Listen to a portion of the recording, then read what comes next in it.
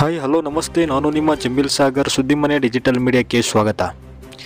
ಈ ಬಾರಿಯ ಲೋಕಸಭಾ ಚುನಾವಣೆಯಲ್ಲಿ ಶಿವಮೊಗ್ಗ ಲೋಕಸಭಾ ಕ್ಷೇತ್ರದ ಕಾಂಗ್ರೆಸ್ ಅಭ್ಯರ್ಥಿ ಗೀತಾ ಶಿವರಾಜ್ ಕುಮಾರ್ ಪರ ಹಗಲು ರಾತ್ರಿ ಎನ್ನದೇ ಶ್ರಮ ವಹಿಸಿದ ಕಾಂಗ್ರೆಸ್ ಪಕ್ಷದ ಕಾರ್ಯಕರ್ತರಿಗೆ ಅಭಿನಂದನೆ ಸಲ್ಲಿಕೆ ಹಾಗೂ ಮುಂದಿನ ತಿಂಗಳು 3ನೇ ತಾರೀಕಿಗೆ ನಡೆಯಲಿರುವ MLC ಚುನಾವಣೆಯಲ್ಲಿ ಪಕ್ಷದ ಅಭ್ಯರ್ಥಿ ಪರ ಮತಯಾಚನೆ ಮಾಡುವ ಸಲುವಾಗಿ ಪಕ್ಷದ ಕಾರ್ಯಕರ್ತರ ಜೊತೆ ಸಮಾಲೋಚನಾ ಸಭೆ ಗುರುವಾರ ಸಾಗರದ ಬ್ಲಾಕ್ ಕಾಂಗ್ರೆಸ್ ಕಚೇರಿಯಲ್ಲಿ ನಡೆಸಲಾಯಿತು.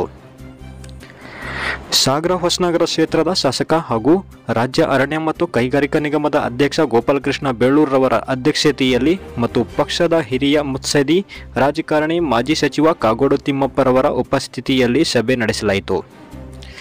ಈ ಸಂದರ್ಭದಲ್ಲಿ ಮಾತನಾಡಿದ ಶಾಸಕ ಗೋಪಾಲಕೃಷ್ಣ ಬೇಳೂರು, ನನ್ನ ಚುನಾವಣೆಯ ಸಂದರ್ಭದಲ್ಲಿ ತಾವು ಎಲ್ಲರೂ ಉತ್ತಮ ಶ್ರಮ ವಹಿಸುವ ಮೂಲಕ ಅತಿ ಹೆಚ್ಚು ಮತಗಳಿಂದ ಗೆಲ್ಲಿಸಿಕೊಂಡು ನನ್ನನ್ನು ಶಾಸಕರಾಗಿ ಮಾಡಿದ್ದೀರಿ. ಅದೇ ರೀತಿ ಮೊನ್ನೆ ನಡೆದ ಲೋಕಸಭಾ ಚುನಾವಣೆಯ ಸಂದರ್ಭದಲ್ಲಿ ಹಗಲು ರಾತ್ರಿ ಎನ್ನದೇ ಎಲ್ಲ ಬೂತ್ ಮಟ್ಟದ ಅಧ್ಯಕ್ಷರು ಕಾರ್ಯಕರ್ತರು ಶ್ರಮ ವಹಿಸಿದ್ದೀರಿ. ಈಗ ಮತ್ತೆ ನಿಮ್ಮ ಮುಂದೆ MLC ಚುನಾವಣೆ ಬಂದಿದೆ. ಈ ಬಾರಿಯ MLC ಚುನಾವಣೆಯ ನಮ್ಮ ಪಕ್ಷದ ಅಭ್ಯರ್ಥಿಗಳನ್ನು ಗೆಲ್ಲಿಸಿಕೊಂಡು ಬರುವ ಕೆಲಸ ನೀವು ಮಾಡಬೇಕು ಎಂದು ಶಾಸಕ ಗೋಪಾಲಕೃಷ್ಣ ಬೇಳೂರು ಕಾರ್ಯಕರ್ತರಿಗೆ ಸಲಹೆ ನೀಡಿದರು. ಈ ಸಂದರ್ಭದಲ್ಲಿ ಬ್ಲಾಕ್ ಕಾಂಗ್ರೆಸ್ ಅಧ್ಯಕ್ಷ ಕಳಸೆ ಚಂದ್ರಪ್ಪ, ನಗರ ಬ್ಲಾಕ್ ಕಾಂಗ್ರೆಸ್ ಅಧ್ಯಕ್ಷ ಸುರೇಶ್ ಬಾಬು, ನಗರ ಮಹಿಳಾ ಅಧ್ಯಕ್ಷೆ ಉಷಾ ಎನ್, ನಿಕಟಪೂರ್ವ ನಗರ ಮಹಿಳಾ ಅಧ್ಯಕ್ಷೆ ಮಧು ಮಾಲತಿ, ನಗರಸಭೆಯ ಸದಸ್ಯರಾದ ಗಣಪತಿ ಮಣ್ಗಳಲೆ, ತಸ್ರೀಫ್, ಮಾಸ್ಟರ್ ಶಂಕರ್, ಅಬ್ದುಲ್ ಹಮೀದ್, ಕಾಂಗ್ರೆಸ್ ಮುಖಂಡರಾದ ಮಕ್ಬೂಲ್ ಸಾಬ್, ದಿನೇಶ್, ಮೈಕಲ್, ರವಿಕುಮಾರ್, ಕಾಂಗ್ರೆಸ್ ಯುವ ಮುಖಂಡ ಅಶೋಕ್ ಬೇಳೂರು ಸೇರಿದಂತೆ ಅನೇಕರು ಹಾಜರಿದ್ದರು. ಮೊದಲನಾಗಿ ನಿಮಗೆಲ್ಲರಿಗೂ ಸುಮಾರು ತಿಂಗಳಗಟ್ಟಲೆ ಶ್ರಮ ಹಾಕಿ ಈ ರಾಜ್ಯದಲ್ಲಿ ಏನಿವತ್ತು ದೇಶದ ಲೋಕಸಭೆ ಚುನಾವಣೆ ಸಂದರ್ಭದಲ್ಲಿ ಇವೆಲ್ಲರ ಶ್ರಮ ಹಾಕಿ ನಮ್ಮ ಅಭ್ಯರ್ಥಿಯಾದಂಥ ಗೀತಾ ಶಿವರಾಜ್ ಕುಮಾರ್ ಅವರಿಗೆ ಹೋರಾಟ ಮಾಡಿದ್ದೇವೆ. ಆ ಹೋರಾಟ ಮಾಡಿದ ನಿಮ್ಮೆಲ್ಲರ ಶ್ರಮಕ್ಕೆ ಇವತ್ತು ಪಕ್ಷದ ಇದರಲ್ಲಿ ನಾವೆಲ್ಲರೂ ಸೇರಿ ನಿಮಗೆ ಹೃದಯಪೂರ್ವಕ ಅಭಿನಂದನೆ ಸಲ್ಲಿಸ್ತೇವೆ. ನಾನು ಸೇರಿ ಪಕ್ಷ ಅಂತ ಬಂದಾಗ ಈ ಥರ ಹೋರಾಟ ಮಾಡಬೇಕು, ಈ ಥರ ಕೆಲಸ ಮಾಡಿದರೆ ಮಾತ್ರ ಪಕ್ಷಕ್ಕೆ ಒಂದು ಶಕ್ತಿ ಸಿಗುತ್ತೆ. ಆ ಪಕ್ಷವನ್ನು ಈ ರೀತಿ ನಾವು ಹೋರಾಟ ಮಾಡೋ ಮೂಲಕ ಪಕ್ಷದ ಏಳಿಗೆಗೆ ಹೆಚ್ಚು ಒತ್ತು ಕೊಡಬೇಕು.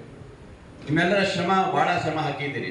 ರಿಸಲ್ಟ್ ಬರೋದು ಬಹುಶಃ ನೀನು 4ನೇ ತಾರೀಕು, ಅಲ್ಲಿವರೆಗೆ ಕಾಯ್ಬೇಕು. ಈಗಾಗಲೇ ಭಾಳ ಜನರು ಅವ್ರು ಗೆಲ್ತಾರೆ, ಇವ್ರು ಗೆಲ್ತಾರೆ, ಇವ್ರು ಗೆಲ್ತಾರೆ, ಅವ್ರು ಗೆಲ್ತಾರೆ, ನೀ ಎಷ್ಟು ನಾನು ಎಷ್ಟು ಅನ್ನೋ ಮಟ್ಟಿಗೆ ಬಂದು ಹೋಗಿದ್ದಾರೆ. ಅದೆಲ್ಲ ಆಮೇಲೆ ಪ್ರಶ್ನೆ. ಇದು ನಿರಂತರವಾಗಿ ಪ್ರಜಾಪ್ರಭುತ್ವ ವ್ಯವಸ್ಥೆಯಲ್ಲಿ ಇವತ್ತು ರಾಜಕೀಯ ಪಕ್ಷಗಳಲ್ಲಿ ಚುನಾವಣೆ ನಿರಂತರ ಬರ್ತಾ ಇರುತ್ತೆ. ಈಗಾಗಲೇ ನೋಡಿ, ನನ್ನ ಚುನಾವಣೆಯನ್ನ ಅತಿ ಹೆಚ್ಚು ಹೋರಾಟ ಮಾಡಿ ಅತ್ಯಂತ ಲೀಡ್ ಕೊಡಿಸಿದಂಥವ್ರು ನೀವು. ಅದಾದ ನಂತರ ಲೋಕಸಭೆ ಚುನಾವಣೆ ಹಾಗೆ ಬಂದ್ಬಿಡ್ತು. ಮೊನ್ನೆಗೆ 1 ವರ್ಷ ಆಯಿತು, ನಿನ್ನೆಗೆ 1 ವರ್ಷ ಆಗಿ 1 ವರ್ಷ ಸಂಭ್ರಮ ಆಚರಣೆ ಮಾಡಿದಂಗೆ ಆಗಿದೆ. ಅದಾದ ನಂತರ ಇವತ್ತು ಲೋಕಸಭೆ ಚುನಾವಣೆ ಹಾಗೆ ಬಂದಿದೆ. ಇದು ಸಹ ಇವೆಲ್ಲ ಒಂದು ಬದಿಯಿಂದ ಒಂದೊಂದೇ ಬರ್ತಿದ್ವು. ಒಂದಾದ ತಕ್ಷಣನೇ ನೆಕ್ಸ್ಟ್ ಬರೋದು ಬಹುಶಃ ತಾಲೂಕು ಜಿಲ್ಲಾ ಪಂಚಾಯತ್ ಬರ್ಬೋದು, ಅದಾದ ಕೂಡ ನಮ್ಮ ನಗರಸಭೆ ಬರ್ಬೋದು, ಆಮೇಲೆ ನಮ್ಮ ಪಂಚಾಯತಿ ಎಲೆಕ್ಷನ್ ಬರ್ಬೋದು. ಹೀಗೆ ನಿರಂತರವಾಗಿ ಚುನಾವಣೆಗಳು ಬರ್ತಾರೆ. ನಾವೇ ಕುಗ್ಗುವಂಥ ಪ್ರಶ್ನೆ ಇಲ್ಲ. ನಾವು ಪಕ್ಷ ಮತ್ತು ನಮ್ಮ ಪಕ್ಷಕ್ಕಾಗಿ ನಾವು ಹೋರಾಟ ಮಾಡೋದು ಮಾಡಲೇಬೇಕು. ಇದೆಲ್ಲ ಯಾಕೆ ಹೇಳ್ತೀನಿ ಅಂದರೆ, ಇದು ನಿರಂತರ ನಡೆಯುವಂಥದ್ದು. ಈಗ ಬಂದಿರುವಂಥ ಮತ್ತೊಂದು ಚುನಾವಣೆ ಬಂದ್ಬಿಟ್ಟಿದೆ. ಮತ್ತು ನಾವು ಶಾಲ್ ಹಾಕಿದ್ದೇವೆ, ರೆಡಿ ಆಗಿದ್ದೀವಿ. ಈಗ ಆಲ್ರೆಡಿ 4 ದಿವಸ ಹೋದ್ವಿ, ರೆಸ್ಟ್ ತಗೊಳ್ಳೋಣ ಅಂತ ಹೋದ್ವಿ. ಅದರೊಳಗೆ ಬೆಂಗಳೂರ ಮೀಟಿಂಗ್ ಕರೆದ್ರು. ಅಲ್ಲಿಂದ ನನಗೆ ಸಾಗರ ಇನ್ಚಾರ್ಜ್ ನನಗೆ ಹಾಕಿದ್ದಾರೆ. ಈ ಸರಿ ಸಾಗರ ಇನ್ಚಾರ್ಜ್ ನಾನೇ ಇರಬೇಕು ಅಂತಲೇ ಹೇಳಿದ್ದಾರೆ. ಮತ್ತು ನನಗೆ ಹಾಕಿದ್ದಾರೆ. ಮಧು ಬಂಗಾರಪ್ಪನ ಸ್ವರ್ಭ ಹಾಕಿದ್ದಾರೆ, ತೀರ್ಥಹಳ್ಳಿ ಕಿಮ್ಮನೆ ರತ್ನಾಕರ್, ಹೀಗೆ ಪ್ರಮುಖರು ಮಾತ್ರ ಆ ಕ್ಷೇತ್ರಕ್ಕೆ ಹಾಕಿಬಿಟ್ಟಿದ್ದಾರೆ.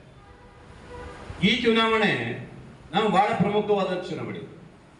ಇದು ಲೋಕಸಭೆ ಚುನಾವಣೆ ಹೇಗಿದೆ, MLA ಚುನಾವಣೆ ಹೇಗಿದೆ, ಇದು ನಮ್ಮ ಮೇಲ್ಮನೆಯಲ್ಲಿರುವಂಥ ಒಂದು ಚುನಾವಣೆ. ಇದು MLC ಚುನಾವಣೆ.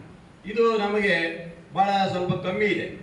ಈ ಸರಿ ನಾವು ಅಲ್ಲಿ ಅಧಿಕಾರವನ್ನು JDSನ ಇದು BJP ಅಭ್ಯರ್ಥಿ ಆದಂಥ ಇವತ್ತು ಅವ್ರು ಸ್ಪೀಕರ್ ಆಗಿದ್ದಾರೆ. ನಮ್ಮದೇ ಆದಂಥ ಸ್ಪೀಕರ್ ಆಗಬೇಕು, ನಮ್ಮದೇ ವ್ಯಕ್ತಿಗಳು ಇರಬೇಕಲ್ಲಿ. ಮೇಲ್ಮನೆಯಲ್ಲಿ ನಮ್ಮ ಬಿಲ್ಗಳು ಕೆಳಮನೆಯಿಂದ ಹೋದಂಥ ಸಂದರ್ಭದಲ್ಲಿ ಬಿಲ್ ಪಾಸ್ ಆಗಬೇಕಾದ್ರೆ ನಾವು ಅವರಿಗೆ ತುಂಬ ಮಸ್ಕ ಹಾಕ್ಬೇಕಾಗತ್ತೆ, ತುಂಬ ಕೇಳ್ಕೋಬೇಕಾಗತ್ತೆ. ಇವೆಲ್ಲವನ್ನ ಗಮನಿಸಿ ಈ ವರ್ಷ ನಮ್ಮ ಮುಖ್ಯಮಂತ್ರಿಗಳು, ಉಪಮುಖ್ಯಮಂತ್ರಿಗಳು ನಮ್ಮ ಅಭ್ಯರ್ಥಿಗಳನ್ನು ಏನೇ ತೊಂದರೆ ಆದರೂ ಸಹ ನಾವು ಗೆಲ್ಲಲೇಬೇಕಂತ ಪಣ ತೊಟ್ಟಿದ್ದಾರೆ. ನಾವು ನೀವು ಸೇರಿ ಅವ್ರು ಹೆಂಗೆ ಪಣ ತೊಟ್ಟಿದ್ದಾರೋ ನಾವು ಅದೇ ಪಣ ತೊಡೋಣ. ಈ ಅಭ್ಯರ್ಥಿನ ಗೆಲ್ಲಿಸ್ಬೇಕನ್ನೋದು ನಮ್ಮದು ಒಂದು ಕೈ ನೋಡಬೇಕನ್ನೋದು